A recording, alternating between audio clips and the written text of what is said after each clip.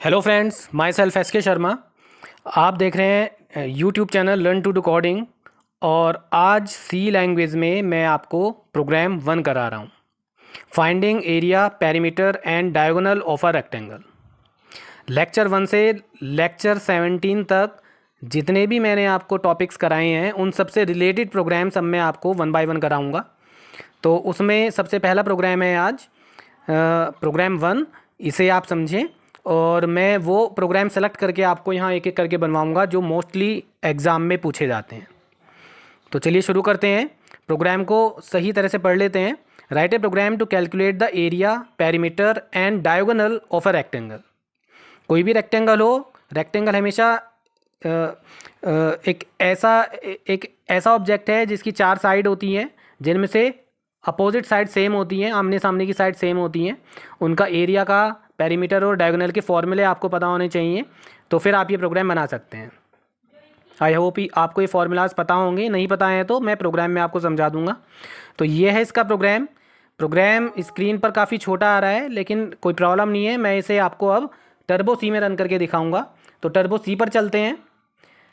यहाँ देखिए, मैं आपको प्रोग्राम जो है टाइप करके दिखाऊंगा, कॉपी पेस्ट नहीं करूंगा। 1 by 1 line by line type करूंगा, जिससे आपको प्रोग्राम बनाने का सही तरीका पता लग जाएगा। तो हमें जैसे रेक्टेंगल का एरिया कैलकुलेट करना है, तो हमें पता होना चाहिए रेक्टेंगल में क्या क्या चीज़ें होती हैं। मेन 2 चीज़ होती हैं, एक तो उसका लेंथ और दूसरा उसका ब्रेथ। तो मैंने यहाँ पर ये 2 वेरिएबल ले लिए हैं। अब सबसे पहला हमारा काम होता है इनपुट करना, और इनपुट करने का तरीका मैंने आपको पहले भी बताया था। सबसे पहले हमें इनपुट करने के लिए स्कैनर फंक्शन यूज़ करना चाहिए, लेकिन उससे पहले हमें कोई ना कोई एक मैसेज प्रॉम्प्ट करना चाहिए स्क्रीन पे, जिससे प्रोग्राम रन करने वाले यूज़र को पता लग जाए कि हम क्या इनपुट करने वाले हैं। तो यहाँ पर फ्लोट टाइप का वेरिएबल लिया है, इसलिए %f लेंगे और एड्रेस ऑफ लेंथ। ठीक इसी तरह से हमें ब्रेथ इनपुट करनी है। एक काम कर लेते हैं, ये देखिए मैंने सेलेक्ट कर लिया। मैं कैसे सेलेक्ट कर रहा हूँ ये भी सीख लो। यहाँ कर्सर ऊपर ले जाके मैं शिफ्ट के साथ डाउन एरो कर रहा हूँ 2 बार, तो इससे सेलेक्ट हो गया। कंट्रोल C से कॉपी हो गया, कंट्रोल V से पेस्ट हो गया। और अब यहाँ पर जो थोड़ा बहुत चेंज करना है वो कर लेते हैं, क्योंकि हमें सेकंड चीज़ जो इनपुट करनी है वो है उसकी चौड़ाई, यानी कि ब्रेथ। तो ये स्टेटमेंट आपको समझ में आ गए होंगे। लेंथ और ब्रेथ मैंने यहाँ पर इनपुट कर लिया है। चलिए, मैंने मेन फंक्शन को देखो यहाँ पे क्लोज कर रखा है। इसे हम रन करके देख लेते हैं। एक एरर शो हो रही है, इसे पढ़ लेते हैं क्या एरर है। Declaration syntax error in function main. यहाँ पे एक एरर आ रही है क्योंकि मैंने वेरिएबल डिक्लेरेशन वाली लाइन में सेमीकोलन नहीं लगाया। तो चलो, सेमीकोलन लग गया। देखिए रन हो गया है प्रोग्राम। सपोज लेंथ है 6 और ब्रेथ है 4। तो जो भी आप इनपुट करना चाहो वो यहाँ पे कर सकते हो। पॉइंट में करना चाहो पॉइंट में भी कर सकते हो। तो अभी तो केवल इनपुट हो रहा है। अब हम कैलकुलेशन वाला सेक्शन यानी कि प्रोसेसिंग सेक्शन स्टार्ट करते हैं। एक तो हमें एरिया कैलकुलेट करना है। अब एरिया जो होता है रेक्टेंगल का, उसका सिंपल सा फॉर्मूला है area is equal to length multiply breadth, यानी दोनों को मल्टीप्लाई कर दें तो इससे एरिया आ जाएगा।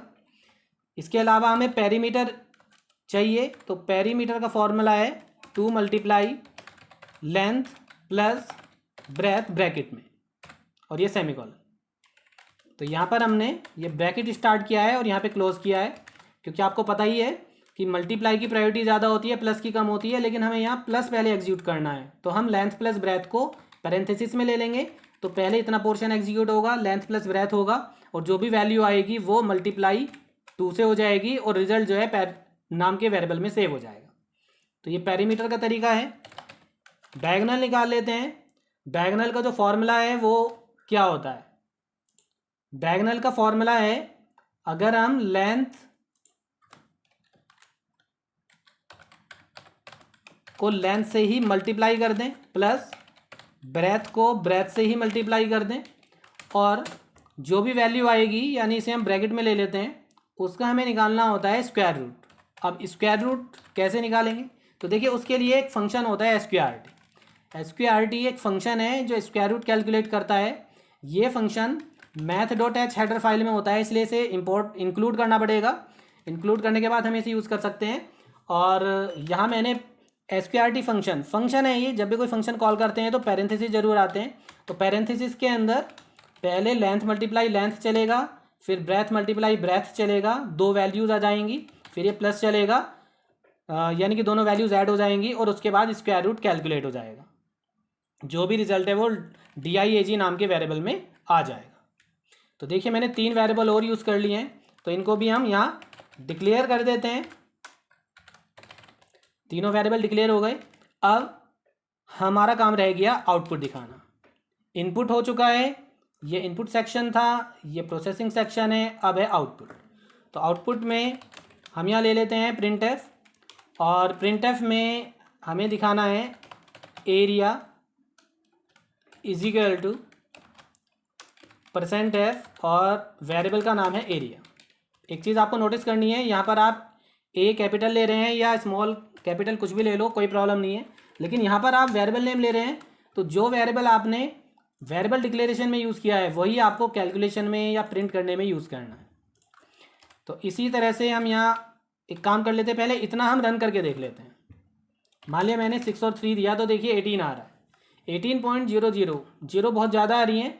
तो इसका मैंने एक तरीका बताया था, अगर आप डेसिमल की 2 पोजीशन तक देखना चाह रहे हैं तो फिर आप यहाँ पर 0.2 ले सकते हैं, या 0.2 लेंगे तो पॉइंट के बाद 2 ही डिजिट प्रिंट होंगी। तो आई थिंक ये आपको समझ में आ गया होगा।